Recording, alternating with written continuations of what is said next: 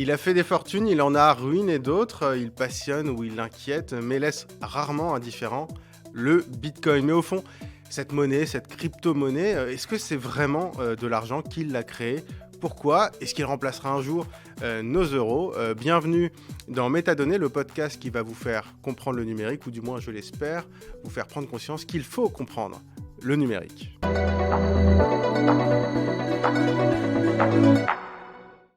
Bonjour Raphaël Bloch. Bonjour Raphaël.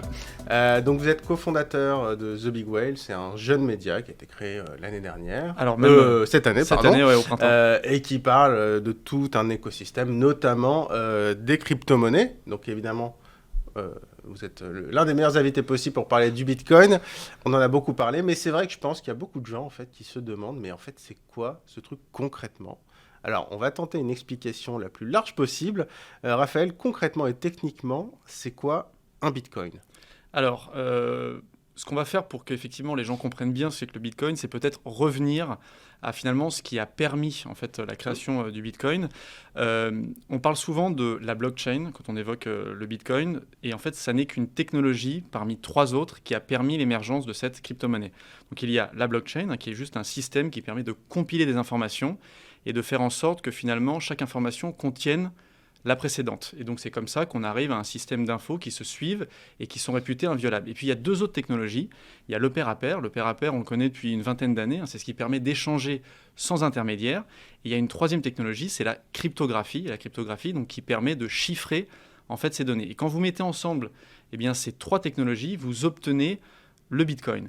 Et il y a une quatrième chose qui en fait a permis à ces trois technos, donc qui sont anciennes en fait, qu'on connaît depuis des années, c'est finalement d'avoir réussi à créer ce qu'on appelle un consensus décentralisé. Aujourd'hui, si par exemple on veut tous les deux se mettre d'accord pour dire que Raphaël a transmis 100 euros à l'autre Raphaël, il faudra qu'un tiers de confiance, donc en général une banque, confirme que je t'ai bien viré 100 euros en ligne. Et donc enregistre cette transaction. Ce que les créateurs de Bitcoin ont réussi à faire avec les trois technologies, c'est justement à créer ce qu'on appelle un consensus décentralisé, c'est-à-dire qu'on arrive sur la toile à confirmer qu'une transaction est effectuée sans qu'un tiers de confiance intervienne. Et en fait, c'est ça qui est absolument révolutionnaire dans Bitcoin. Alors, ce qui peut être pas mal, je me dis, c'est de donner une sorte d'analogie à chaque fois. Donc on revient à la base de la blockchain. En fait, ça... Ouais. On compare souvent ça à une sorte de livre de compte. C'est-à-dire qu'en gros, quand je vais te verser un Bitcoin, qu'est-ce qui va se passer très concrètement ? J'ai un Bitcoin sur mon compte et je veux te le donner. Qu'est-ce qui va se passer ? Tout bêtement, en fait, ce Bitcoin va passer de ton portefeuille à mon portefeuille et la transaction va être enregistrée donc, dans effectivement ce livre de compte ouvert, donc la blockchain. Et surtout, ce qui est intéressant, c'est que tout le monde a accès à ce livre de compte. Il est public, c'est-à-dire qu'on ne peut pas directement accéder à toutes les transactions, mais on peut les consulter si on est autorisé à le faire par justement les personnes qui ont exécuté cette transaction. Mais ce qui est intéressant, c'est que c'est finalement tous les participants au réseau qui, de manière décentralisée, vont en fait, en faisant tourner le protocole, et on en parlera après, c'est le système des mineurs, qui vont en fait valider cette transaction. Et donc personne, en fait, aucune entité centrale ne va à un moment donné valider cette transaction. On est capable de le faire sans que personne n'intervienne sur le réseau. Et c'est ça qui est en fait le plus novateur avec Bitcoin. Donc techniquement, en fait, si je te verse un Bitcoin, c'est comme si publiquement, tout le monde pouvait constater que je te l'ai bien versé. Exactement. C'est-à-dire qu'en fait, on demande, il y a un peu des témoins, en fait. C'est comme s'il y avait des témoins. Alors, exactement, sauf que l'avantage, c'est que si personne ne connaît, c'est-à-dire qu'on a des adresses, c'est comme des adresses mail, sauf que là, on a des adresses des adresses de wallet, de portefeuille. Et juste pour savoir que Raphaël Grabli a transféré de l'argent à Raphaël Bloch, ou l'inverse, il faudrait que les gens sachent que c'est notre adresse qui a été, en fait, on va dire, créditée de 100 euros en Bitcoin. Donc, en fait, l'avantage, c'est que c'est un système qui est ouvert, mais en même temps, c'est du pseudonymat, c'est-à-dire que... On n'a pas le nom. Exactement. On a une suite de chiffres. Exactement, en fait, exactement. Donc, en fait, tout le jeu est de rester le plus anonyme possible, donc sans révéler, en fait, quelle est ton adresse. Après, c'est vrai que si on sait que c'est ton adresse, par exemple, on peut savoir que tu as peut-être plus de 100 euros sur ton adresse Bitcoin. Donc on sait qu'il y a quelqu'un, on peut voir s'il y a des multimillionnaires. Exactement, mais il faut en savoir qui Bitcoin, c'est. Voilà, donc c'est tout l'avantage. mais on ne sait pas qui c'est. Exactement. Alors, qui est le fou, le génie qui a inventé ce truc-là? Alors ça, c'est l'une des questions en fait, sur lesquelles je pense des gens travaillent encore aujourd'hui. Hein. Là, on a fêté il y a quelques jours, c'était donc l'anniversaire, les 14 ans de la création du white paper. Donc en fait, c'est le document qui présentait Bitcoin. La première transaction a eu lieu le 3 janvier 2009, donc il y a bientôt 14 ans. Et ce qui est intéressant, c'est qu'on ne connaît toujours pas l'identité du créateur de Bitcoin. On est à peu près sûr que ça n'est pas une personne, mais un groupe, donc des ingénieurs, des passionnés de sujets financiers, des gens qui maîtrisent la technologie, qui ont donc créé un peu avant 2008 ce qui est devenu Bitcoin à partir de 2008. Et c'est aussi ce qui fait le succès de Bitcoin, c'est-à-dire que vu qu'on ne connaît pas l'identité des gens qui ont créé le Bitcoin, eh bien, les gens se retrouvent dans ce projet, l'ont endossé et se disent effectivement personne ne contrôle le réseau. C'est quelque chose de décentralisé. Tout le monde peut devenir acteur sur le protocole, peut commencer à le faire tourner, à utiliser Bitcoin.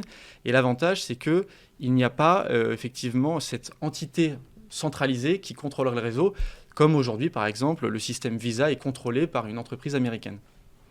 Mais alors justement, moi j'ai une question, c'est pourquoi? À quoi ça sert? Pourquoi est-ce que quelqu'un s'est dit, enfin je sais pas, moi je reçois mon salaire en euros, je dépense des euros, j'ai pas besoin de Bitcoin au quotidien, alors pourquoi il a fait ça? Enfin, ils ont fait ça sur Non, mais d'autres personnes. c'est une excellente question et c'est évidemment en général la première question qui vient, alors souvent après qui a créé Bitcoin.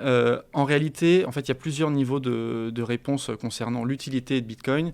Il y a d'abord, j'allais dire, la situation géographique, c'est-à-dire que tout dépend dans quel pays nous sommes. Nous sommes aujourd'hui à Paris, en France. On a, comme tu soulignes très bien, la capacité de recevoir nos salaires, d'être payés en temps en heure, d'utiliser des cartes bancaires. Donc la dimension paiement de Bitcoin n'est pas vraiment en fait un sujet dans le sens où on a aujourd'hui des outils qui permettent de payer, d'être payé facilement. Voilà. Après, justement, si on reste, et après je viendrai à d'autres pays, d'autres géographies sur la planète, si on reste en France, nous ne sommes pas sans savoir qu'actuellement il y a pas mal d'inflation. Et en fait, Bitcoin a une particularité également, c'est qu'il est en quantité limitée. C'est-à-dire qu'il a aussi été pensé comme une réponse, et ce n'est pas anodin qu'il ait été créé en 2008, comme une réponse à la crise financière, parce que ses créateurs considéraient que les banques centrales étaient en train de tout bêtement détruire la monnaie, qu'ils perdaient l'idée de bien commun, et donc ils ont voulu recréer une monnaie qui ne serait pas manipulable. Donc il y a une quantité limitée de Bitcoin, c'est 21 millions. Aujourd'hui, on a dépassé 19 millions d'unités créées, donc les 21 millions seront créés d'ici 2140. Et en fait, l'avantage de ce système, c'est qu'il n'y a pas normalement de perte de valeur. C'est-à-dire qu'aujourd'hui, on sait que l'euro et le dollar, en fait, plus on en émet, plus leur valeur a tendance à baisser. Et donc ça, c'est vraiment un point fondamental. Et c'est ce qui intéresse dans des pays comme la France. C'est-à-dire que les détenteurs de Bitcoin se disent l'euro, ou par exemple aux États-Unis, le dollar, va perdre progressivement de sa valeur parce que les banques centrales vont continuer à imprimer des billets, l'inflation va augmenter et donc on doit se protéger contre cette perte de valeur. Donc ça, c'est plutôt dans les pays où il y a des monnaies fortes. Alors attends, moi j'ai une question là-dessus quand même, parce que... Après, on parlera justement des autres zones géographiques. Mais tu me dis, il n'y a pas de perte de valeur. Attends, ok, l'euro, il peut y avoir un peu d'inflation, d'accord. Enfin, un euro, ça reste un euro parce que j'ai pas de taux de change. Enfin, je reçois de l'argent en euros et je paye de l'argent en euros. Tu me dis, il n'y a pas de perte de valeur, mais un bitcoin, ça peut perdre 30% en une journée. Alors, ça pouvait perdre, il y a quelques années, 30% en une journée. Aujourd'hui, et si on prend les chiffres sur les 2 dernières années, ça n'est plus arrivé. Je dis ça, c'est l'extrême, mais en gros, ce que je veux dire, c'est que c'est hyper volatile. Ça me paraît pas très safe, en fait, c'est pour ça. Non, mais et là-dessus, la grande majorité des gens qui nous écoutent et qui demain nous écouteront pensent effectivement la même chose. Ce qui est intéressant, il faut vraiment avoir une chose en tête, c'est que Bitcoin, quand il était en quantité, son prix était relativement faible, il est effectivement très volatile parce que il suffisait que un volume, on va dire, relativement modeste soit vendu ou soit acheté pour que le prix en fait, augmente considérablement ou baisse considérablement. Aujourd'hui... Parce qu'il n'y a pas beaucoup de monde qui en avait. Exactement. Donc en fait, dès que quelqu'un en vend, ça a un impact sur le prix. Ce qui n'est évidemment pas le cas pour l'euro et le dollar, parce que les volumes sont beaucoup plus importants. Et c'est pareil sur les marchés financiers. Apple est la première capitalisation mondiale, Exodi, Aramco... Quand on vend 100 millions de dollars d'actions Apple, le titre ne s'effondre pas. Il peut baisser, mais il ne s'effondre pas. Si en revanche, la capitalisation était beaucoup plus faible, ça aura un impact plus important. Ça, c'est le premier point. Aujourd'hui, Bitcoin, sa capitalisation dépasse les 400 milliards de dollars, donc la fluctuation est moins importante. Quand il était à 1000 milliards de dollars, c'était également le cas. Ce qui est important à avoir en tête, c'est que quand on parle de volatilité, on a souvent tendance à dire, et on a raison, que l'euro n'est pas trop volatile. Oui, mais ça, c'était le cas avant. Aujourd'hui, juste pour donner une idée, ces 6 derniers mois, il a perdu 15% de sa valeur. 15%. Mais par rapport à quoi? Par rapport au dollar. Mais oui, c'est exactement mais moi, le cas. C'est pas grave parce que j'achète pas ma baguette en dollars. Oui, non, mais alors ça c'est par rapport au dollar. Et après, ce qui est intéressant, c'est qu'il y a l'inflation constatée en euros. Et avec une inflation, là, en zone euro, qui sur un an va être de 10%, ce qu'il faut bien dire, c'est que les 10 euros que tu reçois aujourd'hui, dans un an, en parité de pouvoir d'achat, ça n'est plus que 9 euros. Donc en fait, l'inflation, elle se situe vraiment à ce niveau-là. C'est-à-dire que les Français, les Espagnols, les Allemands qui ont des euros, si on a une inflation à 10% en rythme annuel, les 10 euros qu'ils ont en 2022 ne valent plus que 9 euros en 2023. Et c'est aussi contre cela que les détenteurs de Bitcoin veulent se protéger. Alors évidemment, Bitcoin est volatile, mais ce qui est intéressant aussi sur la volatilité, c'est de regarder à long terme. Bitcoin, depuis sa création, est passé d'un peu moins de 1 dollar à aujourd'hui, il oscille entre 19 et 22 000 dollars. Ça donne quand même une idée de la progression sur une dizaine d'années. L'euro, actuellement, se négocie à peu près à la même valeur, c'est-à-dire autour de 1 dollar que lors de son lancement à la fin des années 90. Donc, il a réussi à protéger de la valeur, c'est-à-dire que l'euro n'a pas trop bougé. En revanche, par rapport justement à cette inflation, Bitcoin, lui, et c'est pour ça que c'est intéressant pour les gens qui sont dans des pays comme en Europe ou aux États-Unis, en fait, a permis de protéger leur patrimoine et même de l'augmenter sur une dizaine d'années. Maintenant, c'est sûr que sur un mois, ça... Non, mais en gros, tu vois où je veux en venir. C'est-à-dire que la question, c'est est-ce que c'est une monnaie ou est-ce que c'est un actif spéculatif? Par exemple, les autorités... Ou rien qu'un actif, à la limite, sans parler de spéculation. Oui, ou rien qu'un actif. Mais je veux dire, les autorités, elles disent c'est pas une monnaie, c'est un crypto-actif, c'est pas une crypto-monnaie. Et c'est vrai qu'effectivement, il y en a qui se sont fait des fortunes, qui ont acheté du Bitcoin alors même pas à $1, mais ne serait-ce qu'à 100 ou 1000 dollars. Exactement, et qui se sont fait des fortunes. Mais tu vois ce que je veux dire, il y a un côté spéculatif. Moi, si demain, j'ai mon salaire, je gagne, je reçois 1000 euros dans le mois, qu'on me dit maintenant, tu vas le convertir en Bitcoin, et que derrière, je dois payer en euros, si le Bitcoin se casse la figure, mon salaire, ça se trouve, je vais me retrouver avec 2 fois moins de salaire à la fin. Mais c'est pour ça qu'après, je viendrai sur la partie justement hors zone euro et hors États-Unis, parce que c'est là où justement on voit, c'est pour ça que j'insistais bien sur la dimension Bitcoin et une utilité qui est aussi conditionnée par le pays dans lequel on se trouve. Juste quand même sur ce point, et encore une fois, sur la définition même de ce qu'est Bitcoin, c'est pareil, ça dépend des pays, c'est-à-dire que quand on est dans la zone euro, évidemment que, et c'est le cas de la Banque de France et de la Banque Centrale Européenne, ils veulent garder le monopole sur la monnaie. C'est bien normal. Il ne faut juste pas perdre de vue une chose, c'est que les banques centrales sont des institutions relativement, j'allais dire, jeunes. La Banque de France a 2 siècles, la Fed a à peine 1 siècle. Elle est en plus gérée par des banques privées. Donc en réalité, ce qui est intéressant avec Bitcoin, c'est qu'il vient interroger notre rapport à la monnaie, qui est finalement quelque chose, quelque chose sur lequel on ne s'est jamais vraiment posé de questions. Et encore une fois, en Europe, et notamment en France, on a un système de paiement, un système bancaire qui marche bien. Donc la dimension paiement de Bitcoin, ce n'est pas là où c'est le plus intéressant. En revanche, la dimension effectivement épargne actif, c'est pour ça qu'on parle davantage d'un actif quand on parle de Bitcoin en Europe ou aux États-Unis, c'est que c'est une manière effectivement d'investir parce que ça rapporte à la fois sur le long terme et en plus, il y a des technologies qui se développent. Ce sera l'occasion, je pense, de refaire un autre podcast. Il y a ce qu'on appelle donc les secondes couches. C'est comme un Internet. Un Bitcoin, c'est un protocole. Il y a de nouvelles couches avec de nouvelles applications. Et ça aussi, c'est intéressant parce qu'en ayant du Bitcoin, on peut les utiliser. Enfin voilà, je ne rentre pas trop dans les détails. On fera éventuellement d'autres choses. On va faire la première couche déjà. Voilà, mais justement, donc la définition, elle est très fluctuante parce que ça dépend de l'usage qu'on a du Bitcoin. Et c'est là où je vais justement venir à d'autres zones géographiques comme l'Amérique du Sud, l'Afrique ou l'Asie. J'étais pour The Big Whale en Argentine au printemps. C'est absolument passionnant de voir comment les Argentins utilisent les crypto-monnaies et notamment Bitcoin parce qu'ils n'ont pas accès au système bancaire comme les Européens ou les Américains. C'est tout bête, hein. En Argentine, être bancarisé, ça coûte à peu près 200 à 300 euros par an, sauf qu'ils n'ont pas le pouvoir d'achat que nous avons en France. Donc, à peu près la moitié des Argentins n'ont pas accès au système bancaire. Quand on n'a pas accès au système bancaire, on n'a pas de compte bancaire, on n'a pas de moyens de paiement. Et c'est là que Bitcoin devient intéressant, parce que les Argentins se créent tout bêtement une adresse. C'est comme se créer sur Google une adresse mail. Là, ils se créent une adresse donc, avec un wallet. Et ils vont pouvoir utiliser les crypto-monnaies pour être payés. Il y a des entreprises en Argentine qui payent leurs salariés en crypto-monnaie. Après, il y a plein de crypto-monnaies. Ça peut être Bitcoin ou d'autres. Justement, ça, on va en parler aussi. Voilà, ça peut être Bitcoin ou d'autres.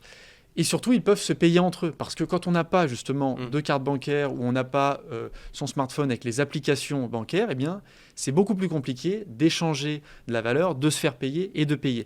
Donc voilà, ça c'est une autre finalement application de Bitcoin, mais qui trouve tout son sens dans des zones géographiques où il n'y a pas les infrastructures financières que nous avons nous. Donc en gros, si je résume, il y a des pays où le Bitcoin c'est une monnaie de secours. Si je résume, c'est en gros... Même pour aller... Enfin, on peut même considérer que demain, ce sera en fait une monnaie qui sera utilisée pas seulement parce qu'elle est de secours, mais parce que ce sera aussi intéressant pour eux de se dire on ne va pas avoir les institutions qui vont avec, mais on va utiliser quelque chose de tangible numériquement, de limité dans la quantité. Enfin voilà, c'est pas qu'une histoire de secours. Non, mais si on revient par exemple en France, où on a des systèmes bancaires qui fonctionnent bien, les gens sont plutôt bancarisés, etc. Bon, là, c'est pas tellement une monnaie, c'est plus, comme tu le disais, un investissement. Un actif. Donc, un actif, alors spéculatif, peu importe le terme, mais en fait, tout est spéculatif dans ce cas-là. Exactement. En fait, ce que tu dis, c'est l'intérêt si on peut acheter du Bitcoin comme on achèterait une action. En gros, c'est un peu le même usage. Oui, à ceci près, et je ne voudrais pas introduire trop de confusion, mais c'est vrai que la particularité de Bitcoin, c'est que c'est à la fois un protocole qui permet de faire du paiement, de stocker de la valeur, qui permet aussi d'échanger de l'information. Hein. On n'en a pas parlé, mais souvenez-vous, Julian Assange ou Edward Snowden, comment ils ont continué à se financer. Sont des lanceurs d'alerte qui ont révélé des pratiques soit de la NSA, exactement, ou des pratiques de l'armée américaine. Comment ils ont réussi à se financer, c'est via Bitcoin. Parce qu'on leur a coupé tous les accès au système de paiement traditionnel, PayPal, Visa, Mastercard, tout ce qui existait, et que Bitcoin, qui est justement décentralisé et donc qui n'est pas contrôlé par une entité centrale, est incensurable. Donc on retombe sur le côté monnaie de secours. Alors oui, mais et on retombe aussi surtout, et moi c'est vraiment là-dessus que je veux insister, c'est sur le caractère polymorphe de Bitcoin, ce qui fait qu'il est compliqué à saisir, parce que dans un pays ça va être une monnaie, dans un autre, comme tu le dis, en France, davantage un actif. Donc, est-ce qu'on a une action du réseau Bitcoin ? Oui et non, c'est-à-dire qu'on participe au réseau, on détient un peu de sa valeur, mais on peut aussi s'échanger de l'information, parce qu'on peut mettre de l'information dans le code de Bitcoin. Enfin voilà, on peut faire plein de choses. Alors, moi, j'ai remarqué un truc quand même, parce que sur Twitter, on discute souvent. Moi, je suis assez critique, enfin, c'est pas critique, mais je prends des précautions vis-à-vis de ce système. Et alors, en gros, il y a des fans de Bitcoin, c'est-à-dire qu'il y a une communauté qui est tellement forte, alors qui est hyper soudée, alors qu'on se prend dans la figure parfois. Mais en fait, j'ai l'impression qu'il y a un côté idéologique qui est hyper fort dans le Bitcoin, en fait. C'est-à-dire qu'il n'y a pas que ça. Il y a autre chose. Et tu parles de défier les banques centrales, etc. J'ai l'impression qu'il y a autre chose, qu'il y a un côté militant avec le Bitcoin. Ah mais évidemment, et j'en profite, mais merci de cette question, j'en profite pour préciser qu'avec Grégory et l'équipe de The Big Well, on a fait ce qu'on appelle un disclosure, une déclaration d'intérêt, et moi je le dis à chaque fois, j'ai 3000 € de Bitcoin et d'Ether, c'est la deuxième plus grosse crypto-monnaie. Voilà, je n'ai pas plus, je ne suis pas intéressé par ces sujets pour la dimension financière, mais bien parce que je suis journaliste et que je couvre ces sujets. Et effectivement, tu soulèves un point fondamental qui est qu'aujourd'hui, il y a une sorte de confrontation, et pas seulement sur Twitter, même si tous les deux, on le voit au quotidien, entre des gens qui sont effectivement à fond sur cette thématique d'un point de vue pas seulement technologique, mais aussi politique, idéologique, parce que Bitcoin, c'est aussi effectivement une approche, une conception du monde, un rapport à l'autre, à la communauté, alors qui se veut plus décentralisé. Donc forcément, bien voilà, Bitcoin porte une idéologie, on le voit aux États-Unis, qui est plutôt reprise par les libertariens, donc des gens qui sont contre l'État, contre la centralisation. En France, c'est aussi le cas, même si on est dans un pays qui est beaucoup plus centralisé, où l'État a une place beaucoup plus naturelle, donc c'est moins simple. Et puis de l'autre, on le voit, des institutions un peu partout sur la planète, et aussi, comme tu le dis, hein, des gens, alors j'allais dire comme toi, qui s'intéressent à ce sujet, mais qui sont beaucoup plus sceptiques. Et donc oui, il y a un choc des cultures, et puis il y a aussi de temps en temps, je pense, on ne prend pas assez le temps de discuter, de creuser ces sujets, comme là on le fait tous les deux, ce qui permet aussi d'avancer et de comprendre ce que chacun pense et comment chacun voit les choses. En fait, c'est un peu la continuité d'Internet. C'est Internet version financière. C'est-à-dire que Internet, c'était le réseau où tout le monde pouvait participer, où on était sous pseudonyme, où on pouvait dire ce qu'on veut. Là, c'est chacun peut être un acteur d'un écosystème financier qui ne dépend de personne. Donc ça, c'est vrai. Après, effectivement, il y a le côté technique. Alors, on ne va pas trop revenir là-dessus parce que c'est assez pointu, etc. Mais par contre, il y a le côté financier. Et c'est vrai que ce qui est important, c'est qu'il faut mettre en garde aussi les gens. Parce qu'on a l'impression, on a tellement vu d'histoires de types qui sont devenus milliardaires comme ça avec le Bitcoin. En fait, on a l'impression que c'est de l'argent facile. Mais tout à fait. C'est de l'argent parfois non seulement pas facile, mais c'est aussi des gens qui ont perdu beaucoup, beaucoup d'argent.